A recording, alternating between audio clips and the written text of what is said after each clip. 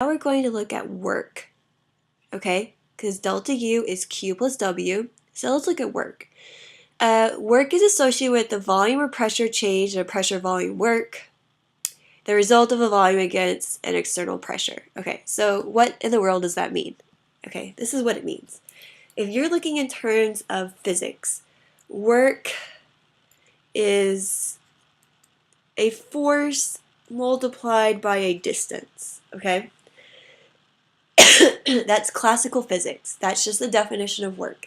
Because you're going to, they always have like a box and a little man over here, and he has extra long arms and pushes the box, a distance over here. Now the box is over here. So there's a distance, 10 feet, and the force this person has to put into the box to move it the 10 feet. And that is work, okay? So how much force you have to exert to go a certain distance, okay? But we're looking at in chemistry. So there's not a little man in a chemical reaction with a box and pushing it so many feet, okay? We're usually looking at like a gas or something. So we're looking, our force that we're specifically looking at is pressure.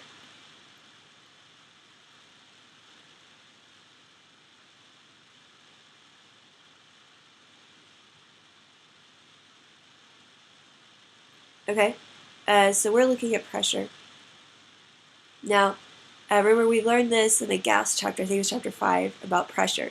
And this is just the, the force that different molecules have when they hit against a container, okay? So pressure is a type of force. So we're looking at pressure, and then instead of distance, because they're not going to travel really a distance, they're going to expand in a volume, okay? That's the distance we're looking at, is a volume expansion. So let's say we have this container here, and here's our little molecules. Okay, at atmosphere, there's always a force on it. Okay, this is, atmospheric pressure. Okay, everything has an atmospheric pressure because atmospheric pressure exists. Okay, it's putting a pressure on this reaction. Now, depending on where we're at, the atmospheric pressure can change. Okay, and the pressure. Now, this chemical reaction will cause the volume to change. Okay, change in volume. And how much this volume change depends on how much pressure is putting on it, okay? So if you're putting pressure, if you're holding something down, if I'm putting a lot of pressure, the volume will not change a whole lot, okay? Because this is also exerting a pressure to change the volume. Now, if I put a light pressure, well, then it can change the volume more.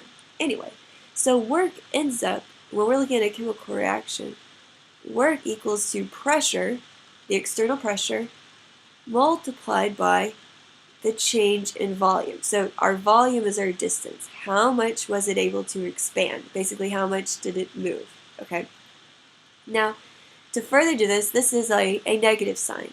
Why is it negative? Because remember, when we're looking at work, we never want to do work, right? That's negative. Okay, so when we're looking at expanding volume, that means the system is expanding. So that means it does work. And that's horrible. We don't want to do work. We're lazy, right? So that's negative. So in this formula, it's negative P delta V because we're looking at a system doing work. So that is the final formula. Oh, and let me also look at the units here. Pressure, what we're usually looking at is atmospheres, and the volume is in liters. So we get this unit of liter atmospheres, okay? But we don't usually want liter atmospheres, we want joules.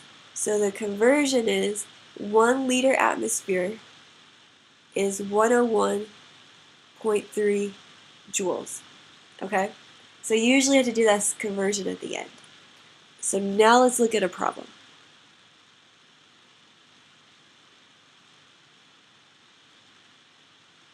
Okay, Inflating a balloon requires the inflator to do pressure volume work. So we're going to have to do some work. If a balloon is inflated from 0.1 liters to 1.85 liters, so that's the initial, to 1.85, that's the final. So initial volume, or let me write down the formula. Work is minus P delta V. Delta V, just like delta T, is V final minus V initial. Okay, so our V initial said was 0.1 liters, and our V final is 1.85 liters. Okay, so if we put that in, delta V equals to our final 1.85 minus our initial, which is 0.1. So that means delta V equals to 1.75 liters. Okay? And now let's look at our pressure. It says our pressure, the external pressure is 1 atmosphere. It says how many joules? Okay. So our pressure, the pressure is 1 atmosphere. So we're just at atmospheric pressure. Now let's put this in the formula. Work equals to minus, don't forget your minus sign, P, which we said was 1 atmosphere. Delta V, we said was 1.75 liters. So if we multiply that out, work equals to negative 1.75 liters atmospheres. Those are the units, they don't cancel out. Now remember, we don't want liter atmospheres, we want joules. And I gave you the conversion. 1 liter atmosphere equals to 101.3 joules. Okay, so let's do this conversion. We have negative 1.75 liters atmospheres. We want to put liter atmosphere at the bottom to cancel it. So 1 liter atmosphere equals to 101.3 joules. So we multiply these out, and I get negative 177.3 joules. So that's how much work is done by the system. So let's look at this. We are doing work on the surroundings. Anyway, so we're doing work. So that's a negative. We don't want to do work, so we get a negative number. And this tells us the amount of work it takes to expand the balloon is 177.3 joules. Okay, because we're expanding it to a volume of 1.75, or that's the total volume difference there. Okay, so now we know how to do work. So we come back to this. Delta U equals to Q plus W. It's our total energy.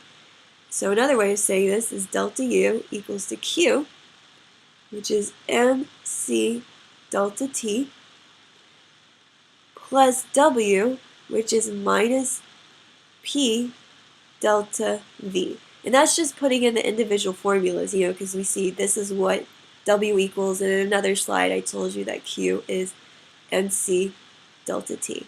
So when we actually plug in the formulas, that's another way of saying what U equals to. So again, our total energy is the heat, which is Q, plus the work. Alright, so now we're going to look at a special case where we see how do we calculate delta U if we're at a constant volume. So let's say the volume doesn't actually change, okay? So what is delta U?